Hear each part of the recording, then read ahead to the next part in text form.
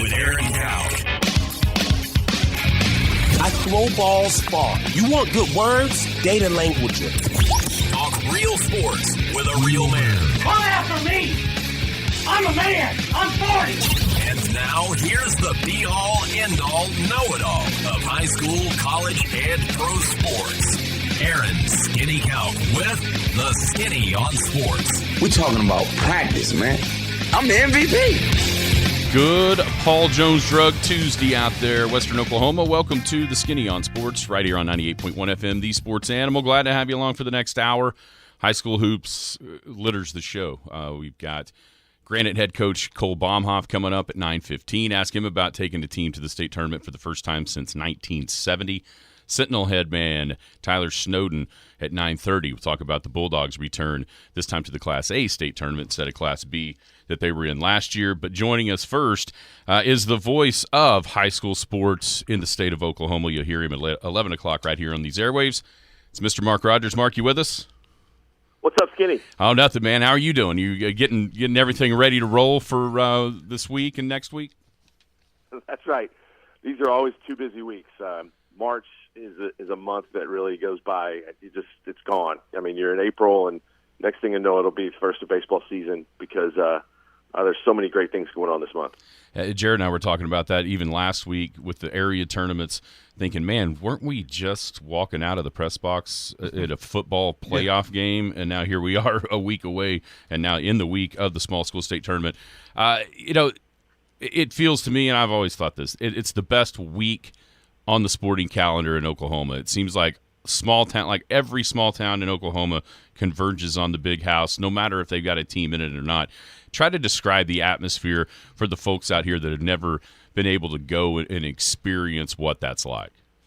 Well, I was trying to count last night the teams in Class B, the number of teams in that class that compete to get to the big house. I think it's over 125 at least of teams that played at some point in time this year. And so you think about getting 125 to 8.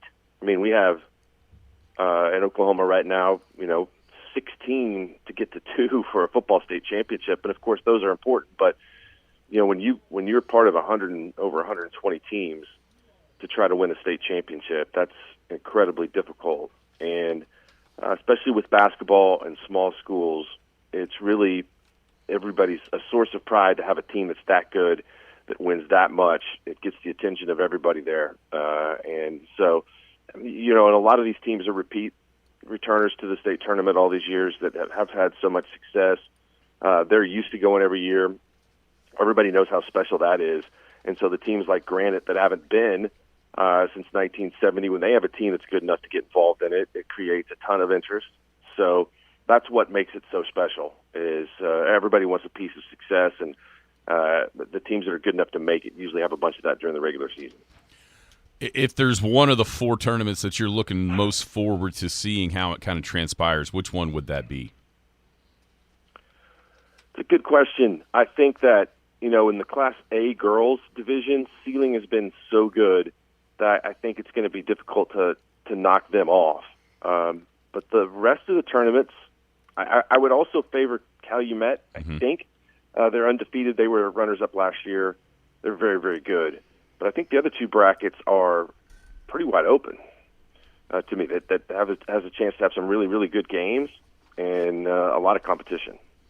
To that point, is there a certain game that you can kind of see coming down the pike in the semifinals or maybe a final that you would really like to be able to watch in any of the tournaments? I don't think there's that one game this year. You guys can help me out with it. I mean, I don't think there's that one game this year that everybody's expecting. That we'll see this. These are the two teams that should be in this spot, and we'll see how that goes. Like I said, I would favor Ceiling. If anybody can give them a really, really good game and play well against them, I would be surprised. They've had so much success. But the rest of those, I think, will have a lot of good games, and they might be ones that we haven't really kind of thought we would see. I mean, that was a big. I know. I mean, as good as Fort Cobb is, as great a coach as Coach Hines is, for Granite to beat them, I think was a surprise. So, and I know that Wilson got after them too in the consolation. So that's another team Wilson's played some larger teams, beat Preston, which is a really good win for them. So I think that we should see a lot of games that are pretty good. Have you heard how that Fort Cobb Granite game went? Like the strategy that Coach Baumhoff employed? Yeah, I talked to him last week. Okay. And they played a triangle and two, and he said that they put that defense in in practice, and the kids were kind of not so sure that they were going to, this might not work. We're going to try to buy into this and all that stuff. And I think, it went out and worked. So it was a great coaching move. I just don't think I've ever seen the two be on one. On Craig Rodgers. Yeah. I mean, but that's, it's maybe we'll see somebody in the NBA try to do that to SGA. No, I'm kidding. I wouldn't advise that. That was a great move, and I think it's just non-traditional because Fort Cobb's they've got plenty of good players, but it worked. It's so weird. Fort Cobb's not going to be there. It's first time since, what do we think, 12? Yeah, that's very weird. Let's dive even further in. Is there any team in any class, boys or girls, that you kind of have an eye on outside of the Ceiling and Calumet that you just mentioned, but anybody else that maybe we don't know about that we should be paying attention to? Well, I mean, the Class B girls you've got the teams in it that played for the championship last year. Hammond and Lomega are good. Dover has had a really good season. They've got a pair of twins that are good. They haven't won it since 2005, and so there's a lot of these teams that kind of have some familiarity with each other that could play and make for some pretty good games in that Class B girls division, which should be really good. And then I think Class A boys will be. I think there's you've got teams in there that have had some success too. OK is in that bracket. Their losses have been to bigger schools, and so I think that they probably have a little bit of that kind of title of team to beat. Yeah, that's to me, Dover is kind of even as the number one team, and basically all year long after they knocked off, really blew out Lomega in game one, and they've held that top spot down in Class B girls throughout the entirety of the season. But for a number one team to be kind of this mysterious because it's been so long since they've been there, I'm really anxious to see how they handle that spotlight and the atmosphere that is the Big House on tomorrow. Well, I think that they've Coach Peck does a nice job. Matt is, I think, a really good coach. I mean, you add Chris Combs to that staff. You've done a lot. I mean, they're very formidable. So I think that these teams here that come to this tournament, they have good coaches. I mean, it's almost impossible to get to this tournament without coaching that's good enough to identify what the strengths of their team is and how to, and communities that have had basketball, that's really important. So I think adding Chris to Matt's staff there at Dover is going to really help them. You told me early in the season you told me, Skinny, about Sentinel and how good that they were. Mm-hmm. And so I know a lot of people are following that team out there. And when you told me about that in December, I think they've been proving you exactly right. So I know that they will show up with a lot to play for. Yeah, they had some guys back, got there last year, a little bit of a surprise, I think, for a lot of people in that Class B tournament. And then, you had Tyler and Jacob going at it on the sidelines. They had that first round with Calumet and Sentinel, and those guys have been on the same staff together before. I think that's going to pay them a lot of dividends because when you look at Sentinel in their history, it's a sixth trip. They haven't ever even won a game in the state tournament on the boys' side, much less getting all the way to a title game or winning a title. But I really think, and this is going to be my next question, I buy into the hype of being there, feeling that atmosphere, shooting in that arena that's totally different than almost anybody sees in these smaller schools because of the size of their gyms. I buy into that a ton, and that experience really, really matters. And for Sentinel in that Class A bracket, I think one of the biggest things going for them is they made it to the state tournament last year, got to step foot on that floor, and so they may not be as wide-eyed as, say, possibly Granite has a chance to be in the Class B bracket. Yeah, that's true. I think a lot of that has to do with confidence and the ability to block out distractions, which is almost incredible. That's a tough ask for high schoolers, but man, when everybody has followed the team and as big as these games are in those communities, there's some pressure. So shots going early, I think, is the key. And, sometimes teams just kind of have a special attitude where they're able to block that out and play with confidence. And I think that's why at times we have some upsets. You know, teams that are from a different part of the state that look really good might not see another team, might have a matchup issue that's kind of hard to identify, and you can get some of those upsets. But you're right. I mean, we have some sloppy games at times with missed shots because of the background in the arena is different, and I think that there's just a ton of pressure attached that's hard to practice for.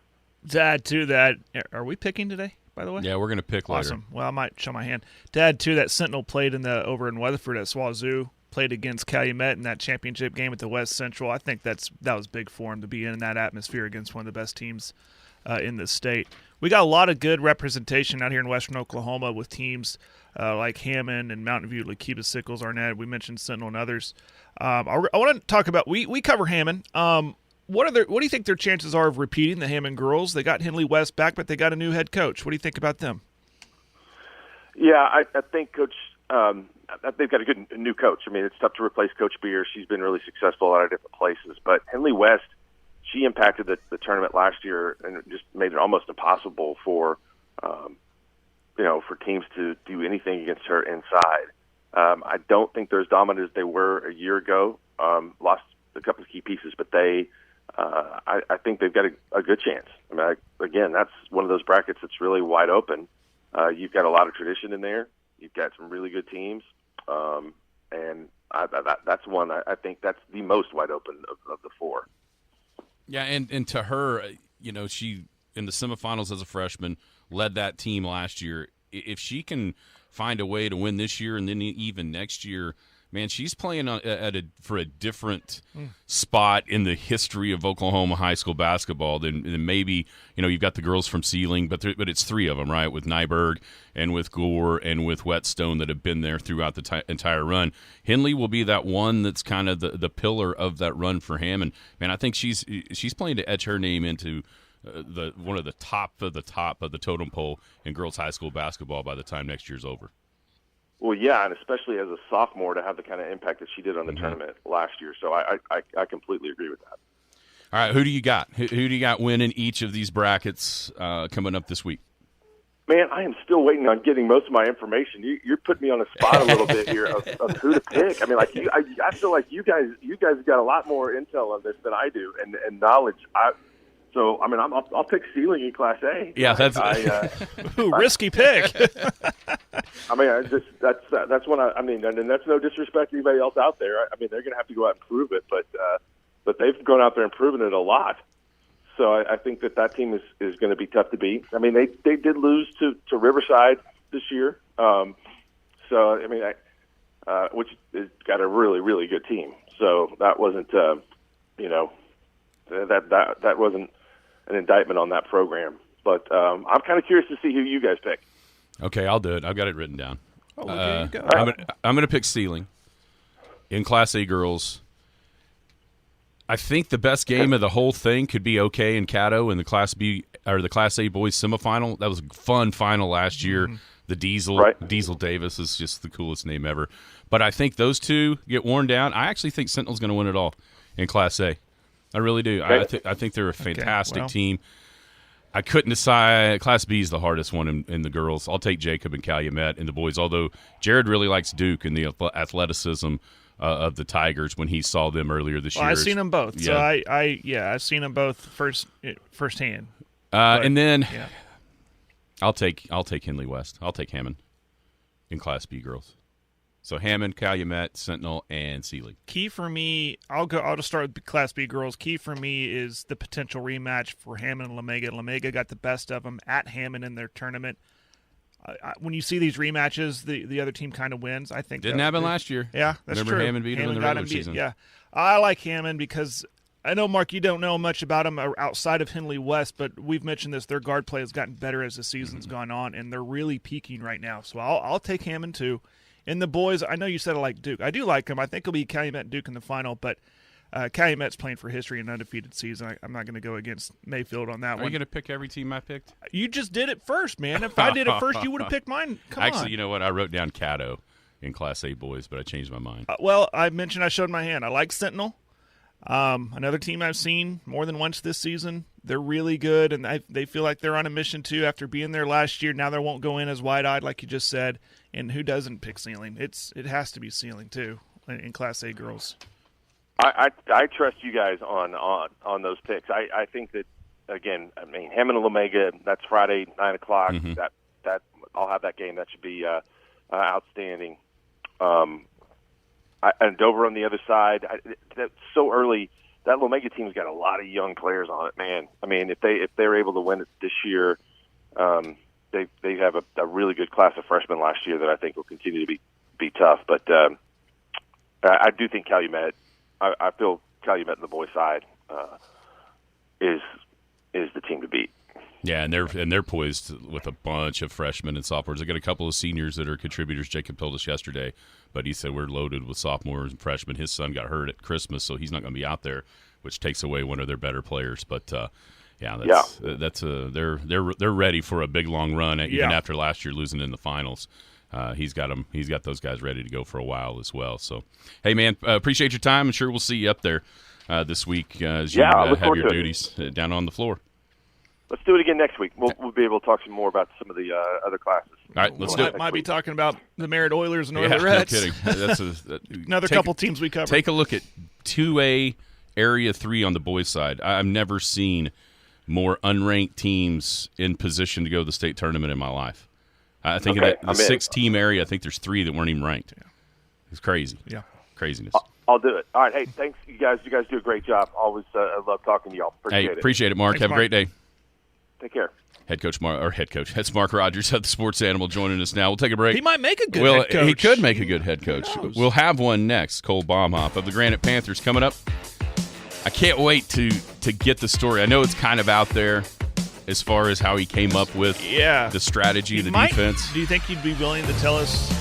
He might have some other tricks up his sleeve he doesn't want to he may not tell us yet. He might not say just yet. All right, he's coming up next. Skinny on Sports. Here in a Paul Jones Drug Tuesday on the Sports Animal.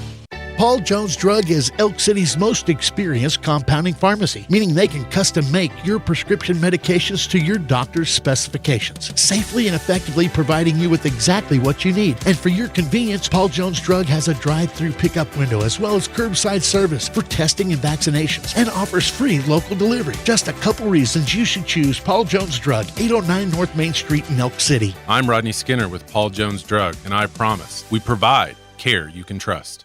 The Skinny on Sports. But is having this minor skill worth being so unattractive? That's for the fan to decide. Yay! Welcome back, Skinny on Sports, 98.1 FM, the Sports Animal. It is a Paul Jones Drug Tuesday. We thank Rodney and the gang at Paul Jones Drug right here in Elk City. Is it 809? I didn't pull out the paper. I normally remember that just right off the top of my head. Jerry. I'm horrible with 809. 809. I can tell you where it's at. I just can't tell you the address. 809 North Main. Paul Jones Drug is care you can trust. They are the oldest compounding pharmacy in Elk City. Free local delivery, drive-through pickup, curbside testing and vaccinations, and, of course, the blister packs, which is their long-term care unit packaging. All right, we roll on with the high school hoops, previewing the state tournaments coming up starting tomorrow, and this guy will be there, and his team will be there for the first time since 1970. It's Granite Panthers head coach Cole Baumhoff. Cole, how are you today? I'm pretty good. How are you? Doing fantastic. Man, your team has really been rolling. 12 of 13 wins, 23-6, ranked number 11 at the last poll, but you guys blew right through the playoffs. So as difficult of a run as I think there was almost for anybody having to win at Hammond. Then, of course, the monster that is Fort Cobb, and then a really good Wilson team. Just first off, introduce our listeners to kind of your path to being the head coach at Granite, and then talk about that run that you guys have made to the Class B state tournament. Okay, this is my first head job, and I got it. This is my 5th year here. I went to college at Oklahoma State and did my student teaching and I was an assistant coach for Coach Bob Weckstein up in Frontier my last year up at Oklahoma State. And we made it to the state tournament there too. And I'm from Okarche High School, and I did a lot of work with Coach Ray West and Coach Aaron West, and we made a couple state tournaments together, and So this is 4th overall, but first as a head coach for me, and first for Granite since 1970. And it's, we've had a decent year last year, and we've kind of put together, like you said, a pretty good run this year. Have you talked to anybody in Granite that was around the last time they made the state tournament, 54 years ago?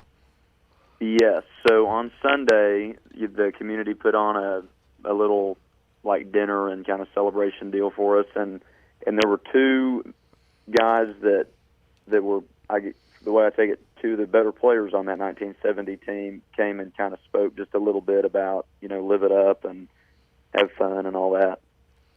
I mean, what is the sense of that town, right? I can't even imagine. Is the whole town already in Oklahoma City, even though you don't play till tomorrow night? Or, I mean, I can't even, just the excitement level of the folks in Granite around this team has to be just off the charts.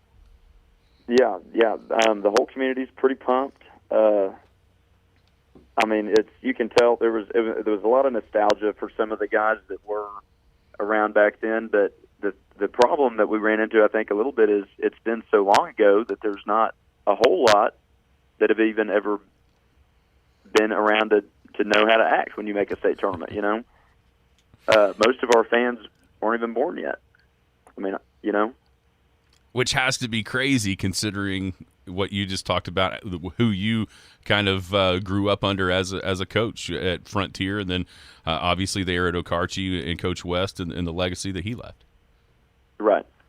It's totally different basketball culture at Granite, but we're working on it, As I mentioned, it's just such a tough road, having to go to Hammond in the first round of the regional tournament. Then you get, what Fort Cobb is as a program and the history that's there, and then a really good Wilson team. How have your guys stayed in the moment during those games, not letting, that carrot that is doing something that nobody really has ever seen almost in the whole town? How did you keep those guys in the moment to go ahead and finish off and win those games? We kept us really solid in our routines. And I'm a huge, scouter and film watcher and all that. And I had seen all 3 of them in person. As soon as our playoffs came out, I went to watch all 3 of them as soon as I was able to. And I made the 4-hour trip out to Oklahoma to watch Wilson Henrietta play them the week of the district. And the boys asked me what I thought, and I said, guys, we got a chance. And I think we were all of the same belief, that we did have a chance, but it was kind of an outside chance. But our biggest hurdle and most important game, like you said, was Hammond at Hammond. Even though they were, they're just ranked 18, they weren't, the juggernaut that the other 2 were. But we knew that was going to be a super, super tough one. And I think when we were able to pull that out, we started off that game just horrendously bad. We did not cover their best guy, and he got loose for 3 threes right off the bat. I burned 2 timeouts in the first quarter, which never happens.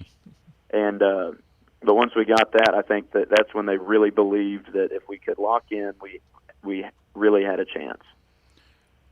We're hanging out with Granite Panthers head coach Cole Baumhoff. All right, we got to ask the talk of the state on Saturday night of that regional final wasn't even that you beat Fort Cobb, but the way that you beat Fort Cobb. Where did you come up with that strategy? Diamond and 2, everyone's heard of that. I don't know that I've ever seen the 2 guard 1. Where did that come from? So Fort Cobb has, the Cray Rodgers kid that is widely accepted as being the best player in Class B. He's about 6'3". He's, a super stocky kid. He's a very talented scorer. But something that he does so well for them is pass to them. He draws help and passes to them better than anyone I've maybe ever seen, especially down in Class B. And not only that, but he shoots a ton of free throws per game. Mm-hmm. And so we were just trying to come up with how do we stop those 2 things. And it was actually suggested to me by another Okarche guy, Tyler Carr, and Aaron West also had suggested it, that we do put 2 guys on him. And Tyler Carr actually came up with that idea. I don't know exactly when. I'm thinking, probably 15 years ago or so, Okarche was playing Coyle up in the Northeast somewhere, and in either a regional final or an area tournament. And similar situation, had one guy that was so much better than the rest of them that Tyler came up with it back then, and after much deliberation, it was not a super accepted idea from Coach West at first. Yeah. But they decided to roll with it, and it worked, And what ended up happening is the same thing that ended up happening at our game on Saturday. They pulled the one being double teamed even without the ball out to the half court line and played 3-on-4. And Okarche won that one, and we won this one. They did. I mean, it worked. It worked exactly like I wanted it to work. And just made those other guys try to beat us, and now they did. We took a 26-12 lead into halftime of that one. I think we kind of stunned them at first, and then coming out that second half, they really shot the ball a lot better. I think they hit 10 or 12. They either hit 10 or 12. I don't remember off the top of my head. Second half threes. But like I said, we took him out of it and just played 3-on-4 and kind of held on, and it worked. Who were some of the guys, your key guys, going into this game against Leedy? My key guy, obviously, is Justice Davenport. He's a junior. He's scoring about 24 points a game right now. He can really go. I think he's super good, covers up a lot of bad coaching, that kind of thing. We've got a sophomore, Gavin Esparza, that shoots it pretty well for us most nights. He actually did not hit one against Fort Cobb, but he typically shoots it pretty good for us. Pretty good little guard. And then we've got a senior, Devon Polk, is our big lefty inside. He's a super talented shot blocker, and he's going to have to eat his Wheaties on Wednesday morning to put up with Leedy's size, I think. We've got another senior, Maddox Bynum, that starts for us. He's just as good a role guy as they come. I mean, he scores, I think he's right around 8 points a game, and he's usually good for a 3 a game and some garbage, like some offensive rebounds, putbacks, that kind of thing. But I will give extra credit to Maddox.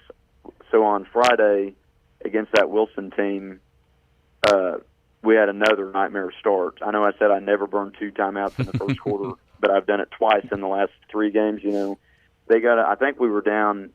I know we were down 18-6. I think it ended up being 20-6 before we got out of it. But he hit 3 threes in that second quarter and really gave us some signs of life and got us back to rolling and back on track.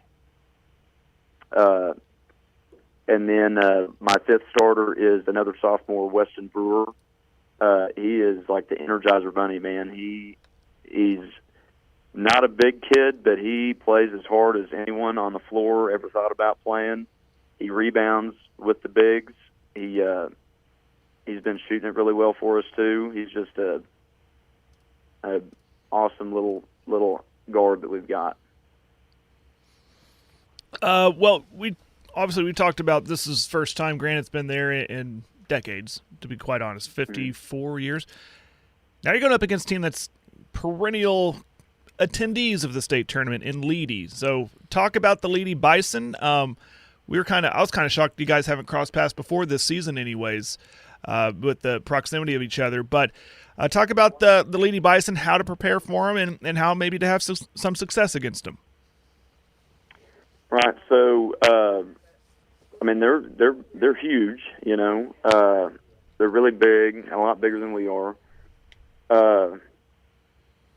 And I assume that he's traditionally a zone guy up there, and we, to be honest with you, we traditionally don't play as well against the zone as we do against the man.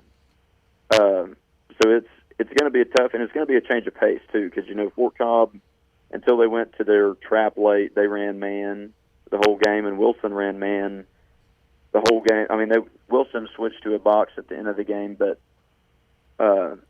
they're a man team, so it's we've been prep for so long to go all of our man stuff, and it's been a refreshing change of pace, but it has been a change regardless to get ready for them this week. You think you're ever going to have to buy dinner again in Granite? Man, after making this run? No, man. Congratulations, series is awesome. I mean, yesterday, Coach Powers at Empire, they'd never been. Now, today with you, getting you there for the first time since 54 years. It's so cool because of how much the communities get behind all these teams, even the ones that don't make it anywhere. It's such a big thing in a lot of these communities in the basketball, and so we really congratulate you on a heck of a season, and good luck tomorrow against Leedy. All right. Well, thank you very much. Hey, thanks, man. We really appreciate your time, and good luck to the Panthers. All right. Thank you very much. Head coach Cole Baumhoff of the Granite Panthers. Man, that is so cool. It just really cool stuff. All right, we'll take a break. When we come back, Sentinel head coach Tyler Snowden will be joining us. His Bulldogs making the 6th appearance in the state tournament, back-to-back for the first time in school history. And in Class A this year. They're not down in Class B. So a lot of things to discuss with him.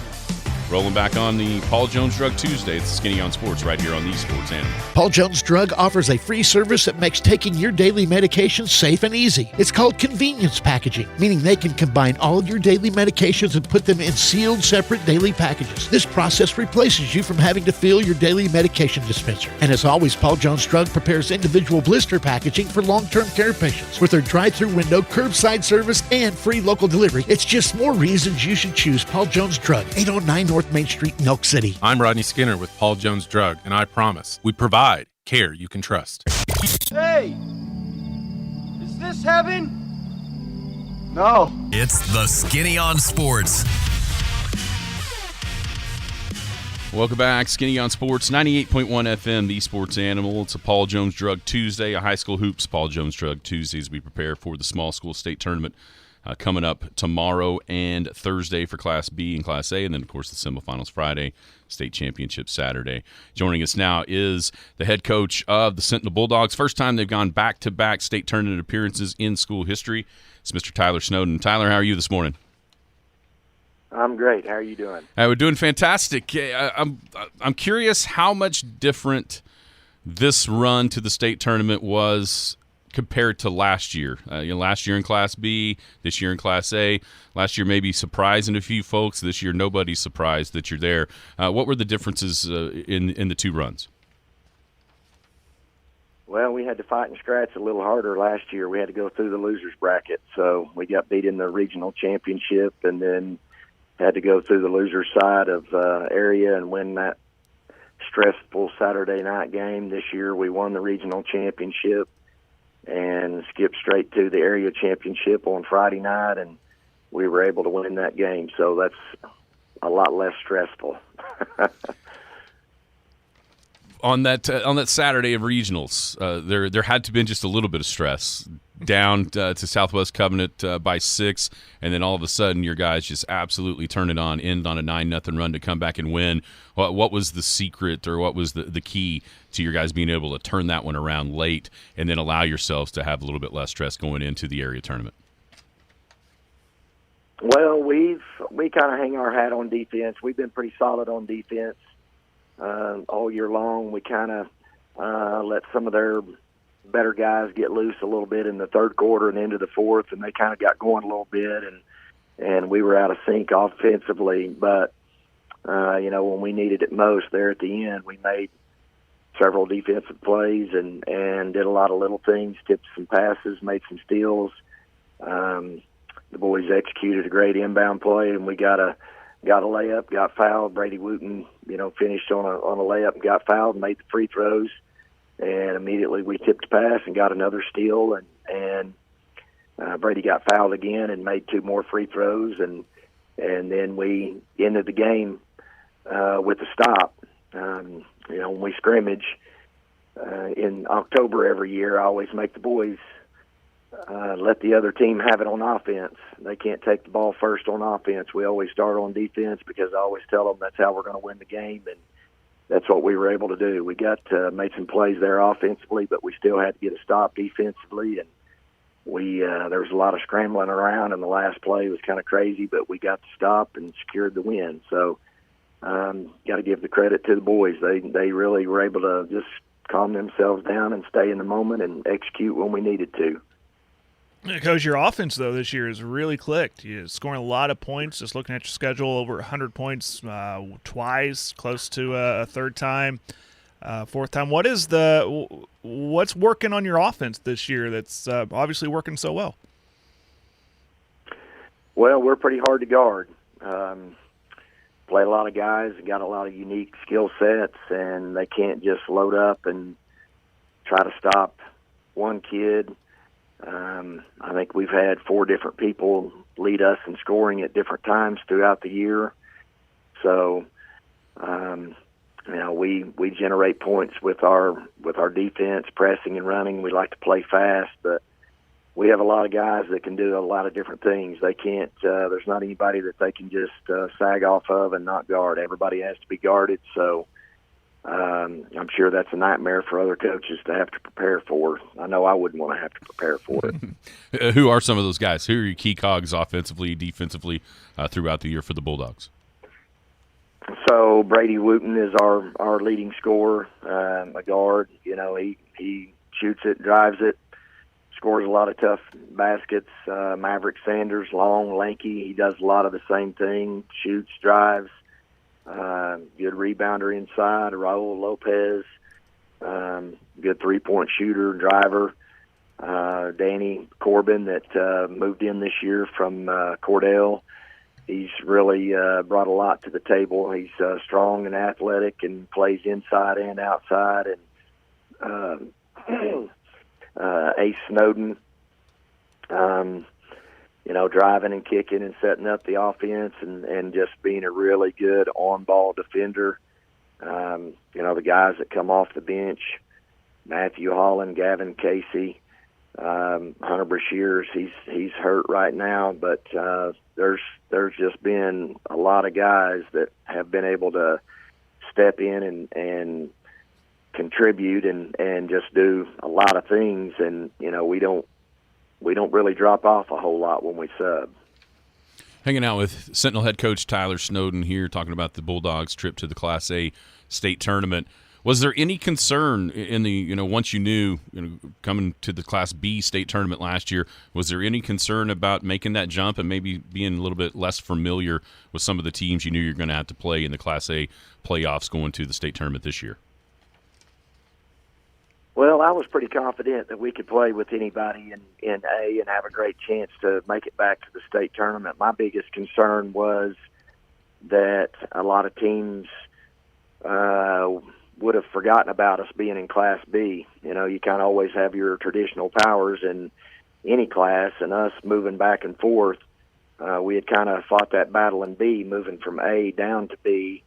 Last year, we were ranked 12. That was as high as we've made it the last 2 years. So I was fortunate to have some other coaches around that kind of helped promote us a little bit to get the word out. And, we had a really hot start, won a lot of games in a row, and it was going to be kind of hard for people to not rank us. But that was my biggest concern, is that we would never move up in the rankings. And then, that really makes your playoff road a lot tougher. But Class A is quite a bit deeper than B. There's a lot more good teams, even if they're not ranked. You got to show up and play in the playoffs. But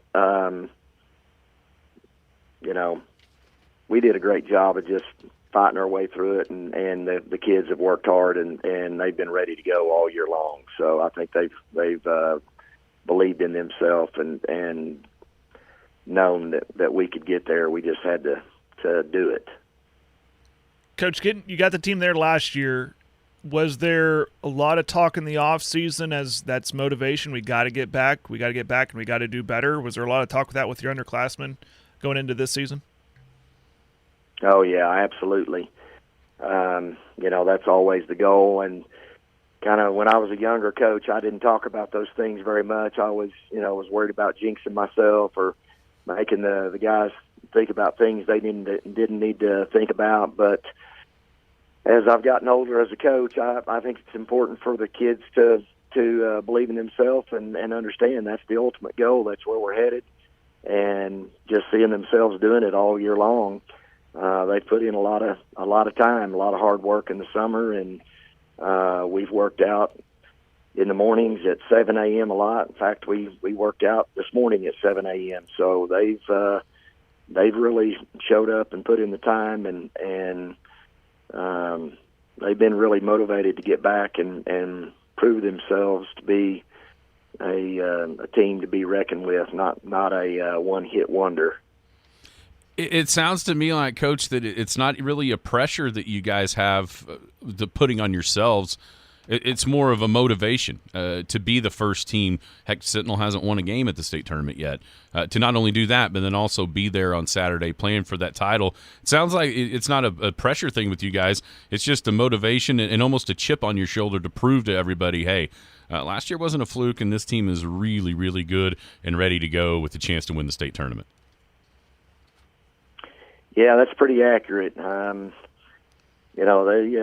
guys have been pretty motivated to prove themselves, and I think we have as good a chance as anybody. Obviously, when you get there, everybody's good, and it's hard to do. You got to have a little bit of luck, and things have to go your way. But I think we're as good as anybody around. I've said that all year long to my guys, and I think they believe it. So, you just got to show up and do it.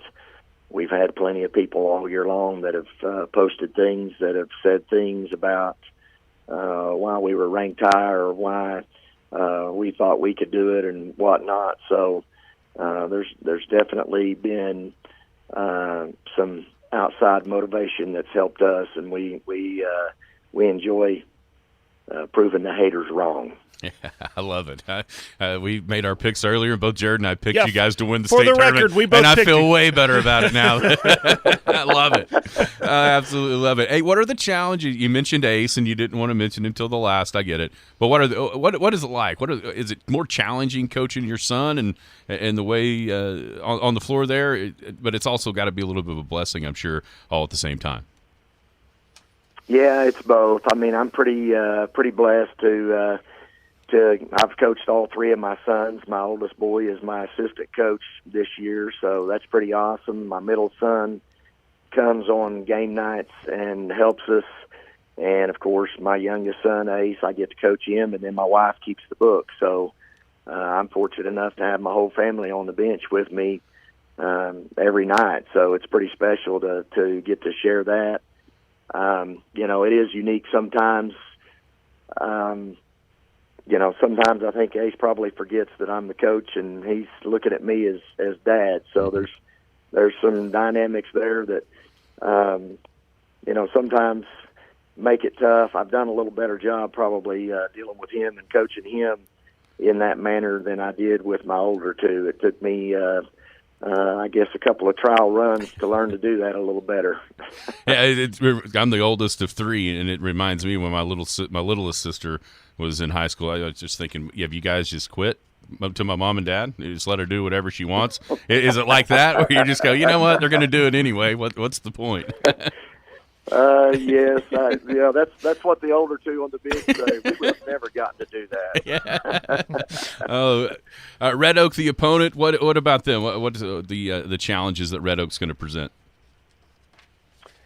Well, they kind of like to make the game ugly, and they've got a big, strong post kid, about 6'6", that's strong and athletic. I definitely think they're going to try to get some mismatches on us, which is basically going to be anybody we have. 6'2"-ish is our tallest guy, so they're going to have a mismatch in the post. But then they also have a good guard that's actually has family from Leedy, the Calc kid. So, is it Ryan? Randy's son, I bet. Reed, I believe, is his name. Yeah. Reed Calc. So he's a good guard, and then they got a good post to go with it, and they've got a lot of other guys that they rotate in and out. But those are definitely the main two, and I think that they're going to try to get us in a mismatch and pound it inside, and we've faced that before. So I always tell the boys that we'll just swarm them like bees. You swat one away, and here comes another. Well, Coach, it's fascinating. I can't wait to see that Class A boys tournament. It seems like it's pretty wide open, and you have every bit as good a chance as anybody to win it. We'll be watching coming up on Thursday. That game's at 7:30 at the Big House, Sentinel versus Red Oak. Congratulations, Coach Snowden. Appreciate your time. Hey, thanks so much for having me. Absolutely. Thank you, guys. Absolutely. Tyler Snowden, head coach of the Sentinel Bulldogs. Yeah, they've been one of those teams after that run last year. We mentioned it with Jacob yesterday in Calumet. When they walked off the floor carrying the silver ball, you thought, golly, the youth are going to be back. Sentinel's been that way as well. Mm-hmm. Yeah. I just wondered a little bit about the Class A, and I think he brings a great point. Not necessarily the competition was a bunch different, but the notoriety of being able for teams to realize, or other coaches from all across the state of Oklahoma to realize, hey, this team is in Class A. I know it took me a little bit by surprise, because I knew they had started well, looking for them in that first rankings and going, where are they at? And then just had to scroll up the page a tick to get into Class A, because I don't know that I even realized it to start the season. There's more than once this year I'm talking on air, during my broadcast, and I'm talking about best teams out of Class B, and I mentioned Sentinel, and someone texts me, whoa, dude, they're in Class A. I always forgot that, but that is a thing, though, and you make that jump from Class B to Class A, and some would say, a novice fan would say, well, there's not much difference. They're just all small school. There's some difference there. Obviously, competition's different in all that stuff. So they have navigated it well, and they got a really good shot in this state tournament. I think both you and I agree that if they're not playing on Saturday, something funky is going to have to happen. Yeah, I've seen him play. Man, he talks about that defense, but I talked about earlier too. Their offense is really good. They get after you on defense, but they turn turnovers into points, right. But then they can turn around and run a half-court set and hit you from outside or inside, because they got some presence. I mean, it's a well-balanced offense. It's really impressive and fun to watch. It's going to be a fun tournament. It is. I really think you could pick one of the 8 out of a hat, and you wouldn't be disappointed with who you got. You know what I'm saying? Mm-hmm. It's just that, I think it's that way in Class B girls as well. I think half of these tournaments have a clear favorite. Obviously, Sealing and I think Calumet. The other two, I think, are really balanced, and it's going to be really competitive, entertaining stuff in a lot of these matchups in Class A boys and in Class B girls. So don't forget, get your brackets in for the 8 for State Tucker Family Beef Contest. I've gotten a handful of those starting to fly in. So don't forget to fill out the brackets. I posted them on our Skinny on Sports Facebook page yesterday so that you can have the bracket right there. And so they've started filtering into my text message here as well. You can text them. If you got my number texted to me, text them 225-9698. Just however you did it before, do the same thing. How about that? Because everybody got their entries in before on the picks for state. Now you got to pick those brackets, and that'll be the second half of the contest. Once again, 1 point for the first round win, 2 points for second, 3 points if you get the state title game right. Or the state champion right. So that's how that works. It's going to be an exciting finish on that one as well, because there's a bunch of people. There's 5 tied, 4 that can win the prize going into the state tournaments. So it's going to be fun. That's always kind of the sidebar that we can watch as it goes along. That took so-and-so out of the running, some upset or some win where they picked an upset and it didn't happen. So get those in. That way we can get you written down, and then I would love to post that before. That way everybody can kind of follow along as well, of knowing, okay, I'm 2 behind this person, but I picked this team, they picked that team, this could tie us up, and then I can win the whole, that's it's always fun to watch for all the people playing as well. So get those in. Don't forget to fill out the brackets for the Tucker Family Beef 8 for State. I had the last question I had was going to be, so who you got? Well, Mark put us on the spot. Yeah, I did. That's all right. We can kind of rehash it. I actually did. Okay, so all right, let's start in Class A. Class A girls, I think it's pretty. I would be surprised if if there's ties, winners eat at Skinny's house. From Monty. Are you going to prepare it? Is that what he's saying? You're preparing? We did have the tiebreakers. The tiebreakers were, number one, most state champions picked in the bracket.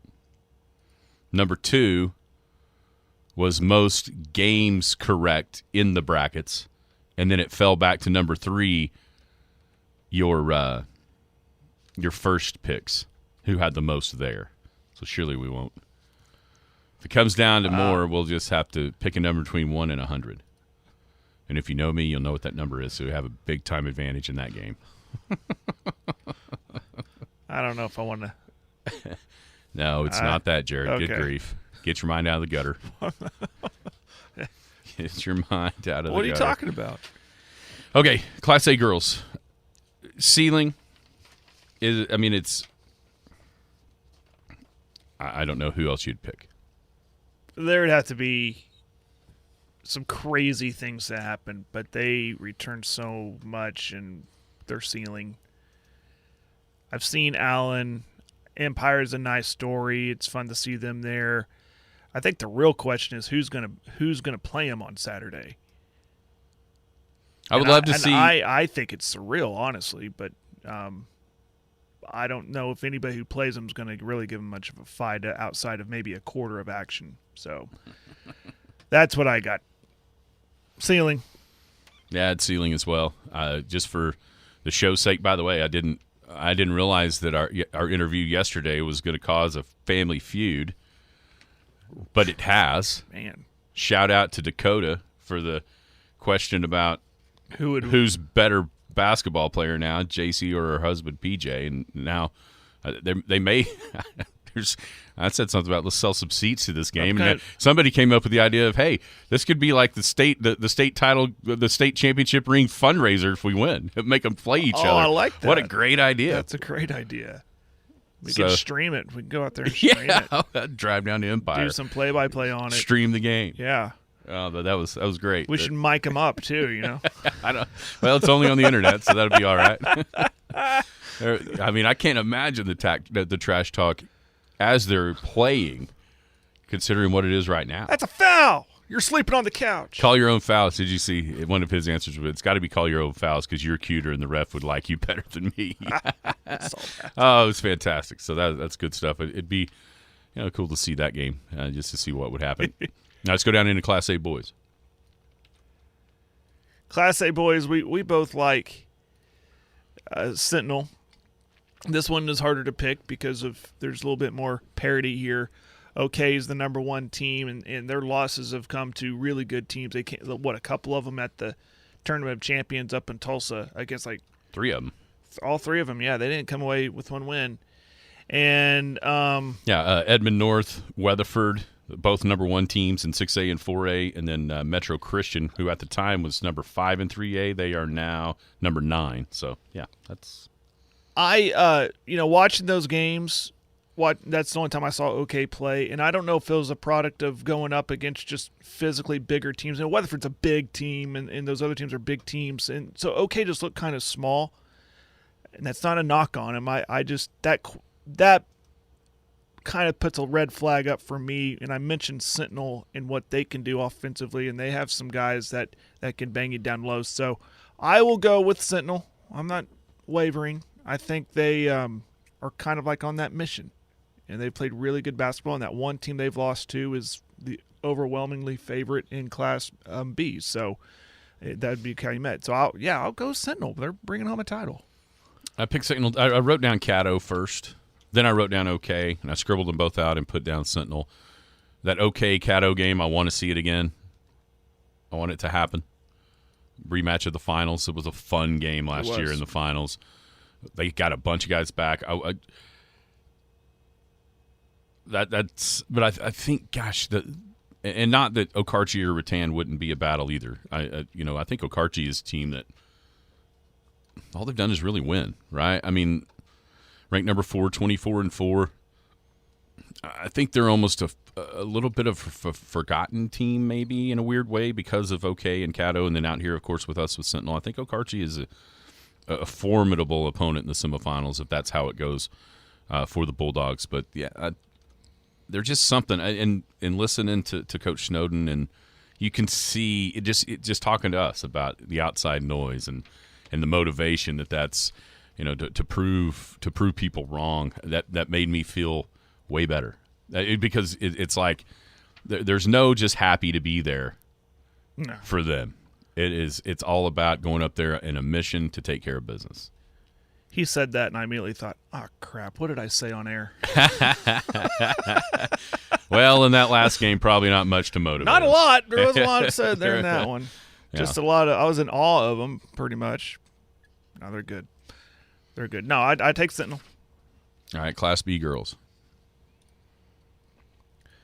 This is another one where I think you could pull a name out of a hat and you'd be okay with anybody you got.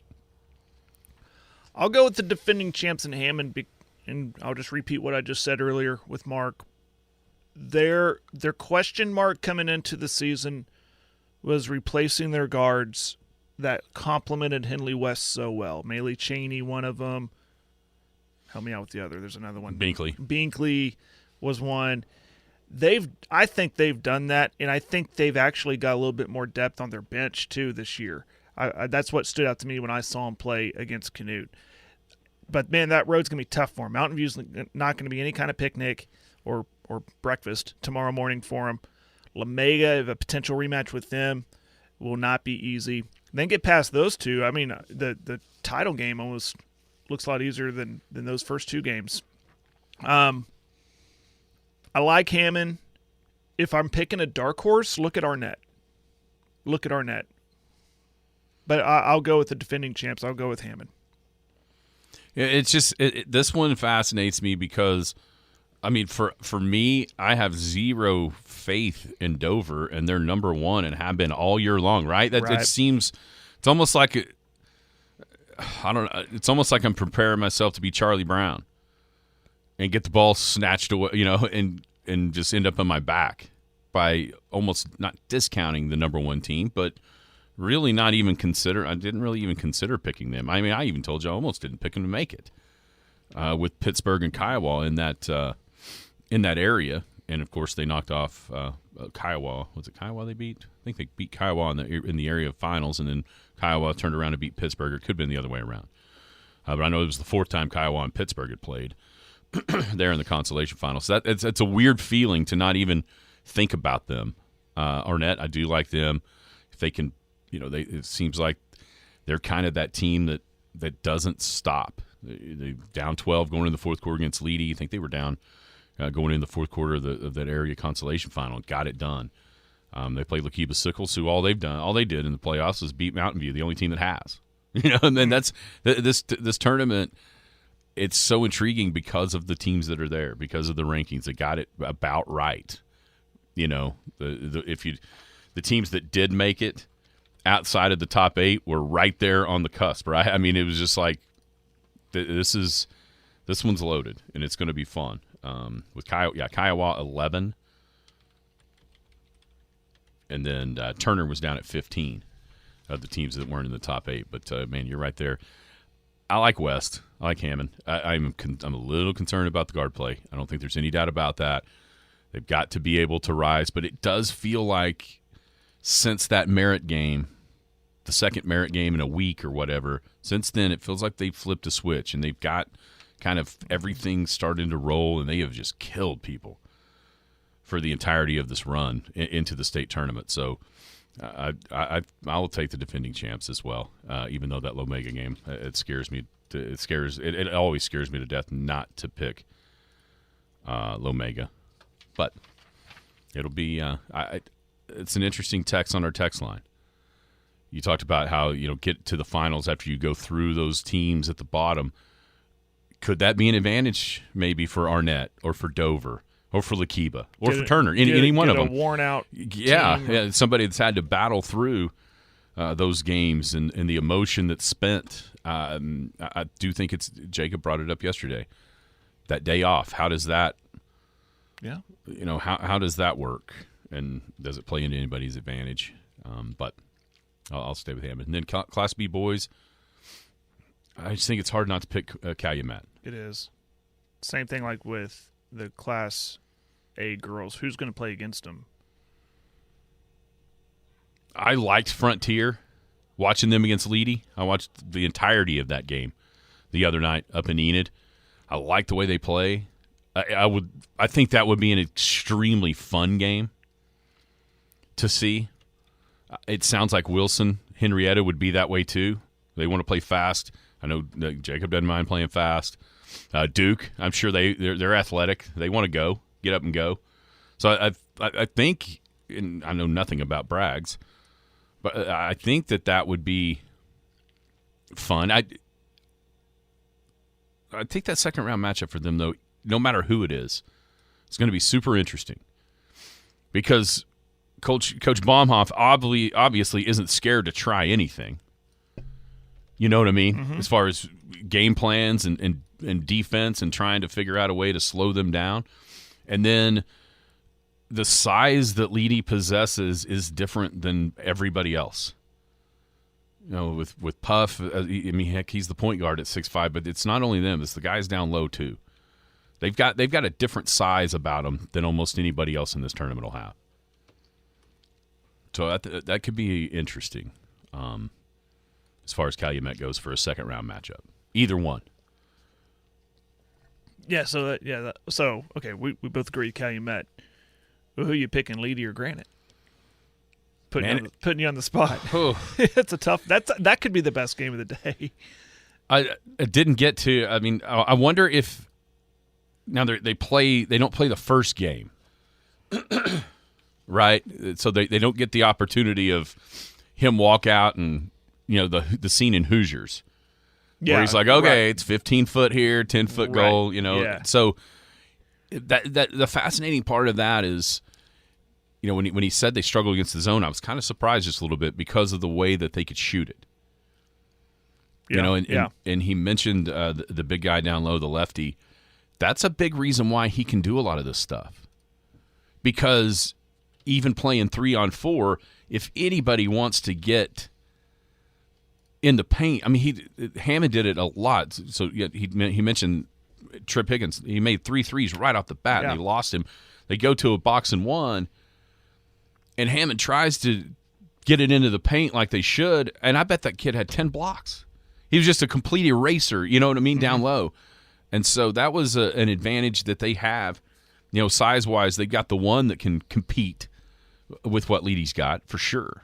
But do they have, they've got multiples with Leedy. So if you told me that Granite was going to play, like not be in awe of the situation, in awe of the atmosphere, I think I'd probably pick them. Just because they seem white hot. Like almost one of those teams. But I am a humongous believer in the experience factor at the state tournament. Yeah. And that's clearly Leedy's advantage. Being there, 6 of 8. And, these guys not able to make it last year, but they played in that. The experience is so much in Leedy's favor, and not that. Are you afraid of the rat poison that Saban always talks about for Granite? I mean, can you imagine those guys? I mean, in the last 3 or 4 days, since last Friday night, all they have done anywhere they have gone has to have just been pats on the back, way to go. You're you know what I mean? Yeah. And not that they're not going to want to win the state tournament, but the glad to be there versus Leedy being there. It's. Well, I meant to ask him. It's almost like the worst. Yeah. It's almost like the worst matchup they could have had. Yeah, honestly, I meant to ask him how he's talking to his kid, because he's been to some of these tournaments in some capacity. How does he? Okay, this is how it's going to work, guys. This is how expect this. But I'm sure you can tell them as many times and show them tape and give them examples and all that stuff. But there's just no feeling until you walk in there and play. Right. That's right.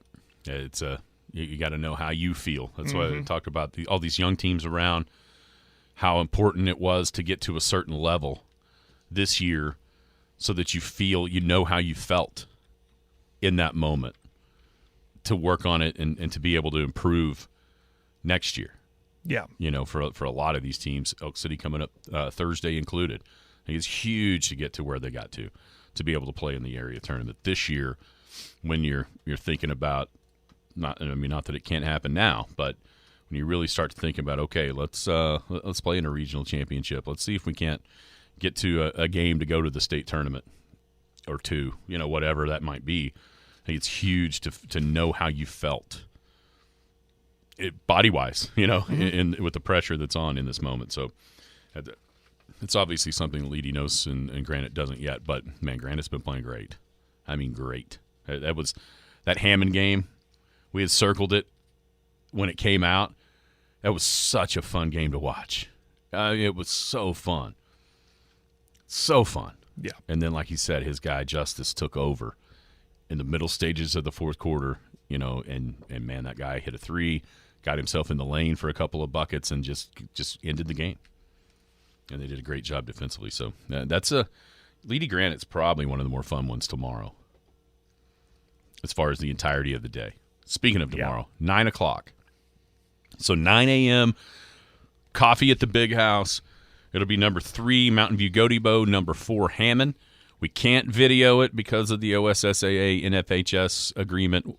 We can provide audio coverage. So on Hammond's channel on Paragon TV, we'll have a picture of the scoreboard so you always know what the score is. And obviously the audio with Kenneth and Ed. Sean will be on the sidelines for that one. Hammond and Mountain View Gotebo, 9 a.m. What's a 9:30-ish pregame is what we decided. Also, Cool 94 for radio. So we'll have it on the radio as well tomorrow, Hammond and Mountain View Gotebo, and then we'll take the break until the 6 o'clock game between Leedy and Granite, the one we've been talking about. You'll be able to hear it 6 o'clock on both Paragon TV and also Cool 94. Should be fun. It's going to be fun. All starts tomorrow. And then, of course, we'll have all the championship games on Saturday, regardless of who makes it. We'll broadcast those. Cool 94 for radio. Same thing, Paragon TV for the audio. Had this scoreboard inside the Big House just kind of plastered right there on Paragon TV. Man, we appreciate our guests, Mark Rodgers, Cole Baumhoff, and also Tyler Snowden. We'll figure out something for tomorrow. Jared will be gone. I'll be here. Everybody have a great Paul Jones Drug Tuesday. You've been listening to the Skinny on Sports podcast with Aaron Cow.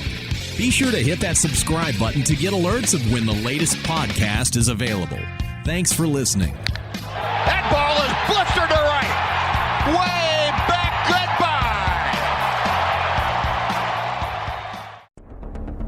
Hey, Western Oklahoma schools, listen up. How would you like to win a $5,000 interactive smart display for your school? Thanks to Video Reality, an audio-video business in Oklahoma City, you could be awarded one. Here's how. From now through February 28th, anyone can text in one time per day through the entire promotion. The winner will be announced during our live coverage on the ParagonTV.com and Cool 94's coverage of the Saturday, March 2nd Class A and B basketball championships. Here's how to participate. The text line number is 580-225-9697.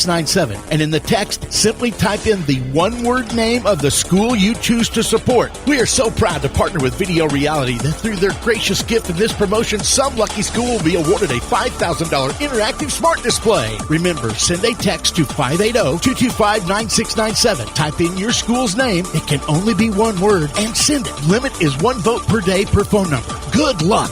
Video Reality, your audio, video, and control experts.